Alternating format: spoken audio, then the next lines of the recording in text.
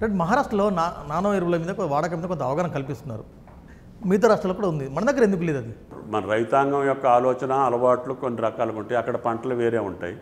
మనది మొక్కజొన్నకి ఎక్కువ వాడతారు, పత్తి, వరి కూడా.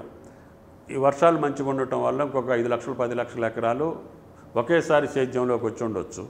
సరే, దాని అంత మాత్రాన ఇంత డిఫిసిట్ లేదు, ఓన్లీ సప్లై డిఫిసిట్ ఉంది కాబట్టే ఈ డిమాండ్. కానీ ఇది కోటా ఉంటుంది అసలు, జూన్ ఇంత, జూలై ఇంత, ఆగస్ట్ ఇంత, కోటా ప్రకారం ఎంత ఇచ్చారో కూడా చూడు. అసలు ఎంత అవసరం ఉంది, వాళ్ళు ఎంత తగ్గించినారు? ఏప్రిల్లో మనకి ఇవ్వాల్సింది 170. అవును. అదేవిధంగా ప్లాన్లో ఇచ్చింది 121, మేలో 160 ఇస్తామని చెప్పారు, 88 ఇచ్చారు. జూన్లో 170, 98 ఇచ్చారు. జూలైలో 160, 143 ఇచ్చారు. ఆగస్టులో 170, 1 lakh వచ్చింది. కనీసం ఇప్పుడు ఆ 75 ఈ ఆగస్టులో ఇస్తే మిగతా నెలల్లో గ్యాప్ కూడా పూర్తి చేయట్లేదు వాళ్ళు. 5 నెలల్లో ఇవ్వలేని చెప్పట్లా. కనీసం నేను ఆగస్టులో ఇచ్చేదన్నా ఈ 3-4 రోజుల్లో ఇవ్వండి, 60-70 ఇస్తే ఐ విల్ మేనేజ్. తర్వాత ఇంకా మీకు రావాల్సింది మొత్తం 830, ఇప్పుడు వచ్చింది 555 ఆగస్టు వరకు. మొత్తం రావాల్సింది 980 ఖరీఫ్కి. అందుకని 980లో 550 అంటే దగ్గరగా 0.5% కదా వాళ్ళు ఇచ్చింది, అంతే కదా. మరి 0.5% ఇప్పుడు వరకు మేనేజ్ చేస్తున్నాం. ఈ రోజు వరకు కూడా యూరియా లేని షాపు లేదు, ప్యాక్స్ కావచ్చు, డీలర్ దగ్గర కావచ్చు. ఈ నిమిషం వరకు యూరియా కట్టలేని ప్యాక్స్ కానీ డీలర్ కానీ లేడు, అందరి దగ్గర ఉంది. కానీ కొద్దిగా ఉంది, ఇవాళ రేపట్లో ఎగ్జాస్ట్ అవుద్ది.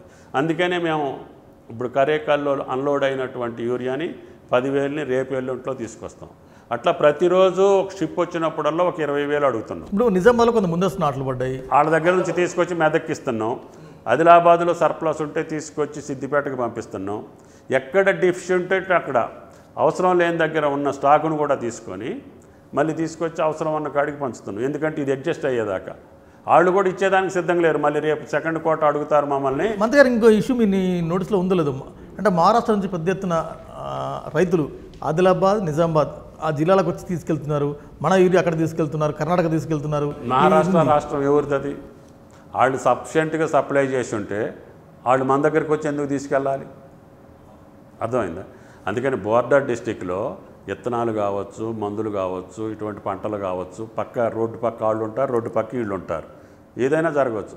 కానీ మహారాష్ట్రలో ఫుల్ సప్లై ఉంటే మనోళ్ళు వెళ్ళి అక్కడ నుంచి తెచ్చుకుంటారు కదా, వాళ్ళే వచ్చి ఇక్కడికి తెచ్చుకునే అవకాశం ఏముంటుంది? అక్కడ డిఫిసిట్ ఉంది. మీకు డిఫిసిట్ ఉన్న స్టేట్స్ కూడా ఇస్తా. ఆంధ్రప్రదేశ్లో వాళ్ళకి కావాల్సింది 6,22,000, ఇచ్చింది 297, 50% డిఫిసిట్ ఉంది. కర్ణాటక 11,17,000 వాళ్ళకి ఎలకేషను, అవును, ఇచ్చింది 4.84, 4,84,000. ఛత్తీస్గఢ్ వాళ్ళ ఇస్తానంద 6,57,000, ఇచ్చింది 490. అదేవిధంగా ఉత్తరప్రదేశ్ 33,50,000 ఇస్తానన్నది, ఇచ్చింది 25,000. వాళ్ళ రాష్ట్రం పెద్ద రాష్ట్రం.